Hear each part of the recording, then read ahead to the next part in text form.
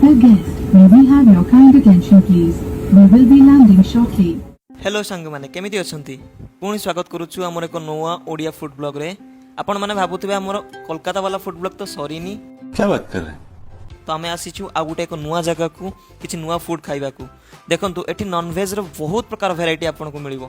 आपन को कहबा को बोले नॉन वेज लोकन मान को गुटे जन्नत।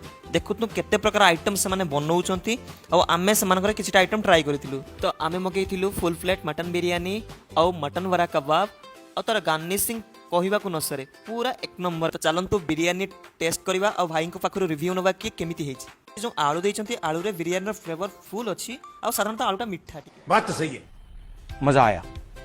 सबू खाई सारिला परे हमको मिठा खाइबा को बहुत इच्छा हितला। तो आमे मगेइथिलु शाही टुकड़ा आ फिरनी। टेस्ट रे तो बहुत ही मिठा थिला। प्लेसटा होची अर्सलान रेस्टोरेंट एंड कैटरर। आपण माने थरे आसंतु फूड ट्राई करंतु आ कमेंट माध्यम रे जणांतु फूड रो टेस्ट केमिति अछि।